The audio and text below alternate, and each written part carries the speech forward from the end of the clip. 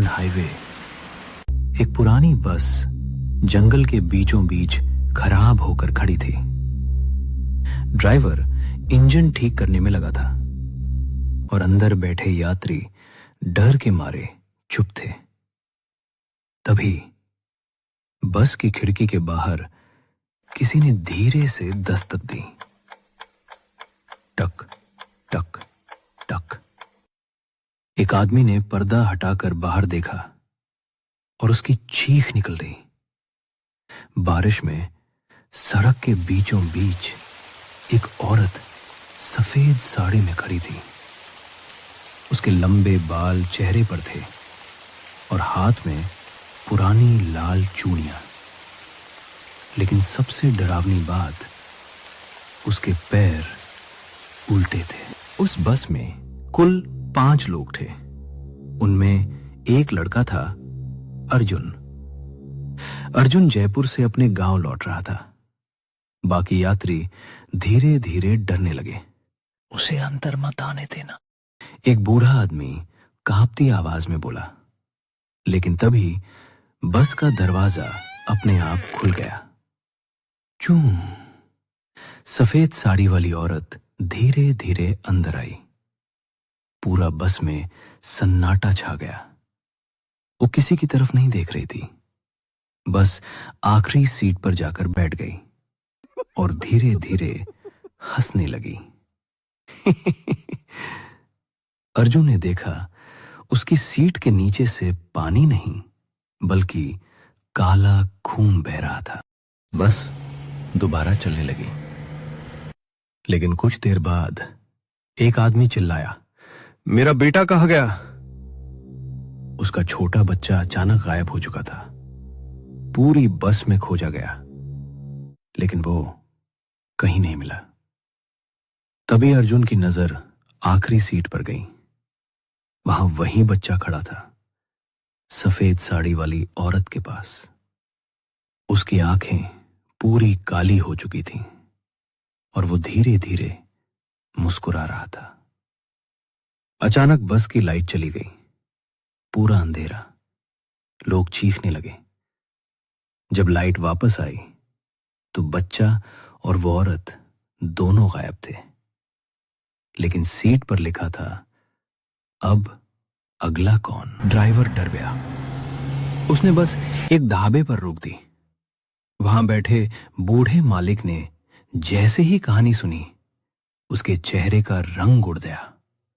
उसने कहा, 20 साल पहले इसी हाईवे पर एक लड़की की मौत हुई थी।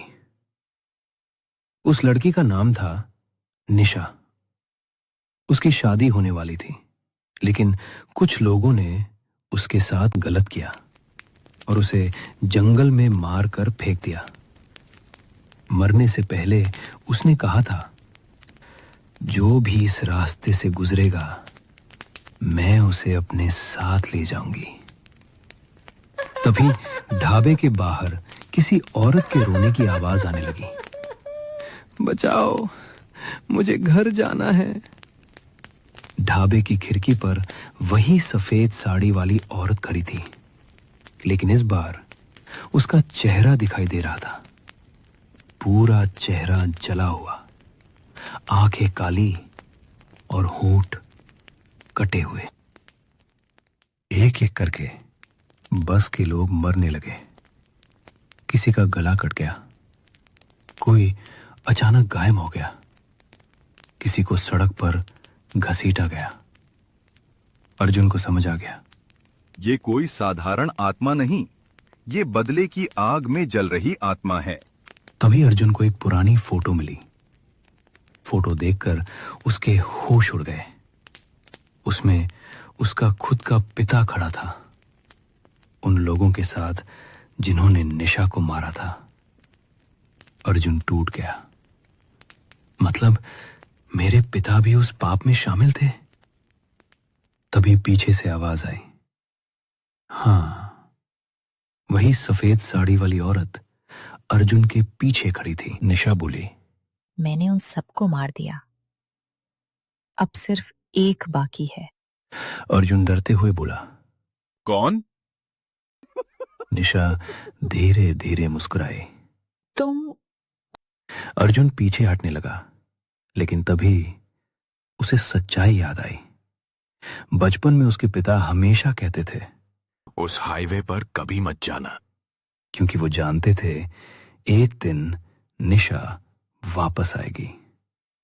अचानक बस अपने आप चलने लगी, बिना ड्राइवर के, सीधे उसी जंगल की तरफ जहां निशा की मौत हुई थी। बस जंगल में जाकर रुक गई। चारों तरफ धुंध, पेड़ों पर लटकी लाशें और हवा में रोने की आवाजें। निशा धीरे धीरे अर्जुन के पास आई। तुम्हारे पिता ने मेरी जिंदगी बर्बाद की, अब तुम्हारी बारी है। अर्जुन रोने लगा। मेरी गलती नहीं थी। तभी अचानक निशा की आंखों से आंसू निकलने लगे। उसे अपना छोटा भाई याद आ गया, जो अर्जुन की उम्र का था। कुछ सेकंड के लिए उसकी आत्मा शांत हो गई, लेकिन तभी जंगल से दूसरी डरावनी आत्माएं निकल आईं।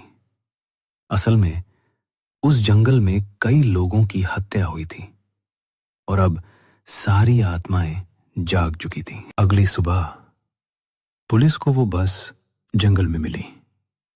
बस पूरी खाली थी। अंदर सिर्फ अर्जुन बैठा था, पूरी तरह पागल। वो बस एक ही बात बोल रहा था, वो अभी भी यही है, वो सफेद साड़ी वाली औरत। तभी पुलिस वाले ने बस के शीशे में देखा, पीछे आखिरी सीट पर वही औरत बैठी मुस्कुरा रही थी। क्या तुम मुझे घर छोड़ दोगे?